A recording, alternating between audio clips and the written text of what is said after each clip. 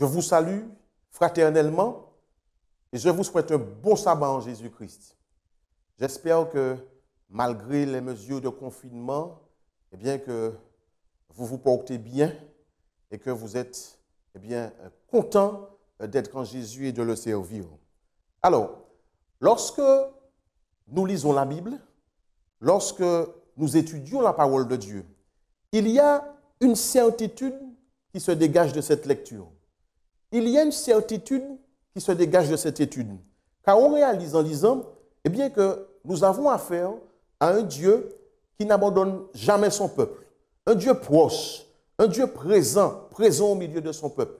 Je dis que lorsque nous considérons les Saintes Écritures, on découvre un Dieu qui ne néglige jamais ses enfants. Et cela, nous le voyons dans l'Ancien Testament, à travers les patriarches, à travers les prophètes, à travers les juges, mais nous le voyons également dans le Nouveau Testament. Mais là, d'une manière plus profonde, d'une manière particulière, parce que là, nous le voyons à travers le Fils bien-aimé, à travers le Fils de la promesse, à travers Jésus, qui d'ailleurs fut annoncé comme étant Emmanuel, ce qui signifie Dieu avec nous. Donc, dans l'Ancien comme dans le Nouveau Testament, nous constatons que Dieu a toujours été présent, qu'il a toujours été avec son peuple, qu'il a toujours été proche de son peuple.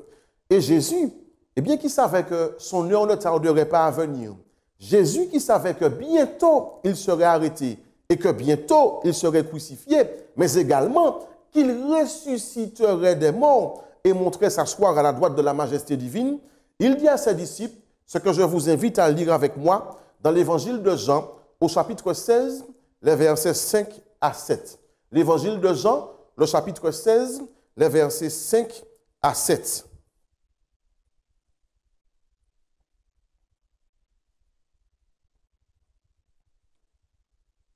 Il est dit ce qui suit. Maintenant, je m'en vais vers celui qui m'a envoyé, et aucun de vous ne me demande où vas-tu. Mais parce que je vous ai dit ces choses, la tristesse a rempli votre cœur. Cependant, je vous dis la vérité, il vous est avantageux que je m'en aille, car si je ne m'en vais pas, le consolateur ne viendra pas vers vous. Mais si je m'en vais, je vous l'enverrai. Je vous invite à prier avec moi. Notre Père et notre Dieu, nous avons ouvert ta parole. Parle-nous, s'il te plaît, au nom de Jésus. Amen.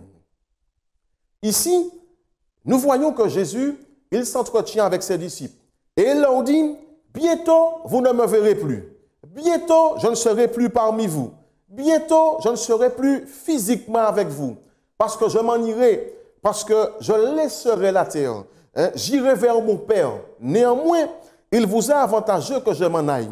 Il vous est avantageux que je parte. Parce que je vais vers mon Père, je vais vers votre Père. Et vous savez, là-haut, je lui montrerai mes mains ensanglantées. Je lui montrerai mes pieds percés. Je plaiderai pour vous. J'intercéderai pour vous. Oui, là-haut, je recevrai vos requêtes. Je recevrai vos prières. Oui, bientôt je m'en irai. Bientôt je partirai. Mais sachez une chose, bien que je m'en irai, bien que je partirai, vous ne serez pas abandonnés. Vous ne serez pas négligés. Vous ne serez pas seuls. Vous ne serez pas livrés à vous-même. Oui, bientôt je m'en irai. Bientôt, oui, je laisserai la terre, mais je ne vais pas vous laisser orphelin. Non, parce que je vous enverrai un représentant, je vous enverrai quelqu'un, je vous enverrai un être tout aussi puissant que moi. Je vous enverrai le Saint-Esprit, l'Esprit de vérité, et c'est lui qui sera désormais avec vous. C'est lui qui vous accompagnera. Oui, et il vous conduira dans toute la vérité. Il vous rappellera les choses que je vous ai enseignées. Il vous parlera de ma part. Il continuera le travail commencé avec vous. Il vous enseignera les choses que vous ne pouvez comprendre aujourd'hui. Oui, il vous parlera de ma part parce que lui et moi formons qu'un. Lui et moi parlons le même langage. Nous partageons la même vision. Oui, bientôt je partirai. Bientôt je m'en irai. J'irai vers mon Père. Bientôt vous ne me verrez plus. Mais sachez une chose, vous ne serez pas orphelins. Non, vous ne serez pas seuls parce que l'Esprit Saint viendra à vous. Oh, permettez-moi de vous dire en ce matin que s'il est vrai que Jésus n'est plus physiquement parmi nous, s'il est vrai qu'il est monté au ciel, s'il est vrai qu'il est assis à la droite de la majesté divine, il est aussi vrai qu'il ne nous a pas abandonnés. Non, il ne nous a pas abandonnés. Jésus ne t'a pas abandonné. Non, il ne t'a pas abandonné aux problèmes que tu rencontres au sein de ton foyer. Non, malgré tes problèmes financiers, malgré tes problèmes de santé, malgré tes difficultés, pardon, sache qu'il ne t'a pas abandonné, non. Il ne t'a pas abandonné, non. Mais Jésus te dit, je sais que les épreuves auxquelles tu fais face en ce moment, eh bien, sont très difficiles à supporter. Je sais qu'en ce moment, tu passes par de nombreuses péripéties et que tu as l'impression d'être seul, seul face à toutes tes difficultés, seul face à tous tes problèmes, seul au milieu de la tempête, seul en plein désert. Mais sache que je ne t'ai pas abandonné. Non, tu n'es pas orphelin parce que je t'ai donné pour accomplir ce dernier voyage, car j'ai mis à ta disposition pour effectuer ce dernier voyage un puissant support, un puissant défenseur, un puissant protecteur, un puissant consolateur, un puissant soutien, un puissant ami, l'Esprit de vérité, le Saint-Esprit. Oui, le Saint-Esprit est celui qui nous a été donné pour que nous puissions accomplir ce dernier voyage. C'est lui qui nous a été donné pour que nous puissions effectuer cette dernière ligne droite. C'est lui qui nous a été donné pour que, malgré la tempête, malgré l'orage, malgré les turbulences, malgré les pannes de moteur, malgré le manque de carburant, que nous puissions tout de même atterrir à l'aéroport du ciel. Oui, c'est lui qui nous a été donné, afin que nous soyons bénis par sa présence et que nous soyons des chrétiens victorieux. Je dis amen pour cela. Donc nous voyons que Dieu, eh bien, il a toujours été avec son peuple. Il y avait les patriarches, il y avait les juges, il y a Jésus, et pour les temps de la fin, le Saint-Esprit. Mais lisez avec moi ce qui est dit dans Jean, au chapitre 14, les versets 16 et 17. Jean, le chapitre 14, les versets 16 et 17. Jean, le chapitre 14, les versets 16 et 17. Il est dit ce qui suit. Et moi, c'est Jésus qui parle, je prierai le Père, et il vous donnera un autre consolateur, afin qu'il demeure éternellement avec vous. L'Esprit de vérité que le monde ne peut recevoir, parce qu'il ne le voit point et ne le connaît point. Mais vous, vous le connaissez, car il demeure avec vous et il sera en vous. Jésus dit à ses disciples, aujourd'hui, le Saint-Esprit demeure avec vous. Mais bientôt, il sera en vous. Par conséquent, nous comprenons que si nous voulons bénéficier pleinement du don du Saint-Esprit, qu'il est avantageux pour nous, non pas qu'il soit avec nous, non pas qu'il demeure près de nous, non pas qu'il soit à nos côtés, mais qu'il soit en nous. Oui, si nous voulons effectuer ce dernier voyage avec succès, si nous voulons effectuer cette dernière ligne droite avec succès, si nous voulons être des chrétiens victorieux, si nous voulons assurer notre atterrissage, si nous voulons rester sauvés, si nous voulons vraiment être comme Jésus, si nous voulons être abondamment bénis, si nous voulons dire non aux relations sexuelles illicites, si nous voulons être sages dans toutes nos décisions, si nous voulons avoir une jeunesse épanouie, eh bien, nous avons besoin du Saint-Esprit. Nous avons besoin de la présence du Saint-Esprit. Nous avons besoin que le Saint-Esprit vive en nous. Nous avons besoin qu'il établisse sa demeure en nous. La question est la suivante. Mais que faire pour que le Saint-Esprit demeure en nous? Regardez avec moi dans Actes, au chapitre 1er. Actes, le chapitre 1er. Regardez avec moi. Le livre des Actes, au chapitre 1er. À partir du verset 6. Alors, les apôtres réunis lui demandèrent, « Seigneur, est-ce en ce temps que tu rétabliras le royaume d'Israël ?» Et il leur répondit, « Ce n'est pas à vous de connaître les temps ou les moments que le Père a fixés de sa propre autorité. » Verset 8. « Mais vous recevrez une puissance. » Tournez-vous vers la personne qui est peut-être assise près de vous, même si elle est à 1 mètre. Et dites-lui, vous recevrez une puissance. Dites-lui ça, vous recevrez une puissance. Le Saint-Esprit survenant sur vous. Et vous serez mes témoins à Jérusalem, dans toute la Judée, dans la Samarie et jusqu'aux extrémités de la terre, même en Martinique. Verset 12. Alors ils retournèrent à Jérusalem, de la montagne appelée des Oliviers, qui est près de Jérusalem, à la distance d'un chemin de sabbat. Quand ils furent arrivés, Ils montèrent dans la chambre haute où ils se tenaient d'ordinaire. C'était Pierre, Jean, Jacques, André, Philippe, Thomas, Barthélemy, Matthieu, Jacques, Simon le Zélote et Jude, fils de Jacques. Tous, de commun accord, persévéraient dans la prière avec les femmes et Marie, mère de Jésus, et avec les frères de Jésus. Ici, nous voyons quoi? Nous voyons premièrement que Jésus, il réitère la promesse de la venue du Saint-Esprit. Et les disciples, en attendant la manifestation, en attendant la réalisation de la promesse, la Bible dit qu'ils restèrent à Jérusalem. Ils restèrent à Jérusalem.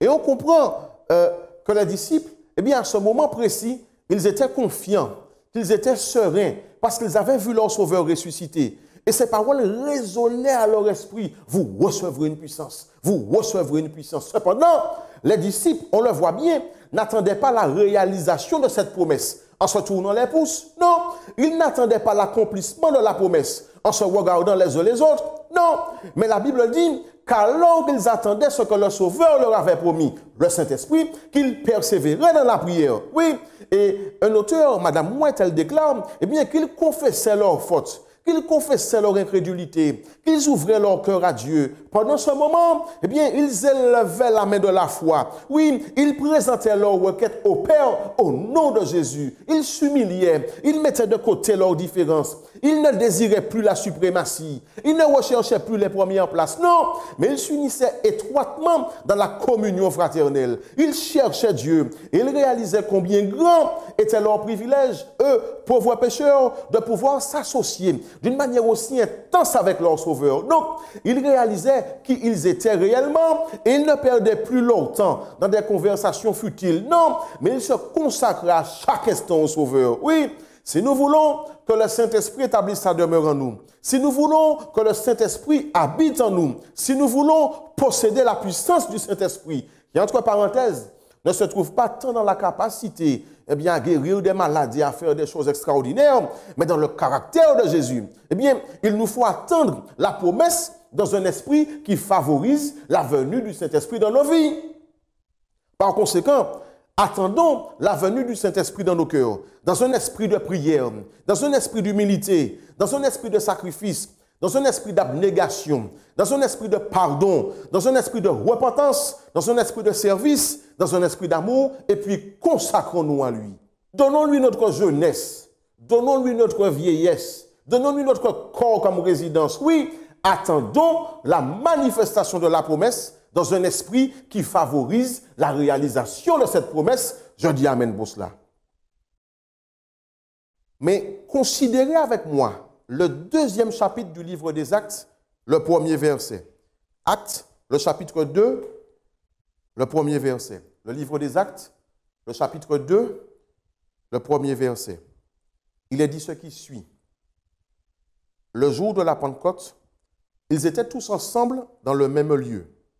Tout à coup, il vint du ciel un bruit comme celui d'un vent impétueux, et il remplit toute la maison où ils étaient assis. Des langues semblables à des langues de feu leur apparurent, séparées les unes des autres, et se posèrent sur chacun d'eux. Verset 4. Et ils furent tous remplis du Saint-Esprit, et se mirent à parler en d'autres langues, selon que l'Esprit leur donnait de s'exprimer. Amen. Que voyons-nous ici? Jésus, rappelez-vous, il avait dit à ses disciples qu'il partirait, qu'il laisserait la terre. Mais il leur avait également dit qu'il n'allait pas les abandonner, qu'ils ne seraient pas seuls, parce qu'il leur enverrait le Saint-Esprit. Et que désormais, le Saint-Esprit, eh bien, serait avec eux. Et là, que voyons-nous? Eh bien, nous voyons tout simplement que Jésus, il a tenu sa promesse. Oui, puisque la Bible nous dit que les disciples furent tous remplis du Saint-Esprit.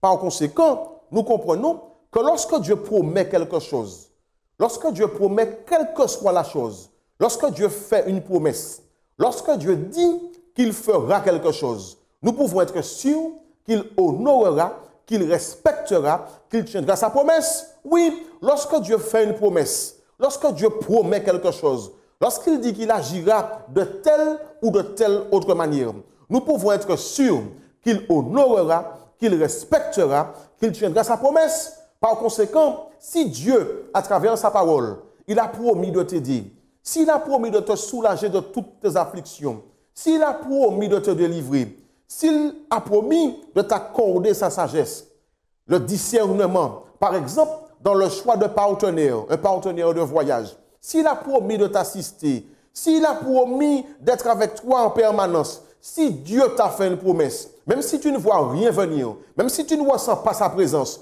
même si ça fait des années que tu vis la même chose, même si c'est difficile, pénible et douloureux, sois certain qu'il honorera, qu'il respectera et qu'il tiendra sa promesse, parce que ce n'est pas Pasteur Adressé qui t'a parlé, mais Dieu, notre Dieu, il n'est pas un homme pour mentir. Non.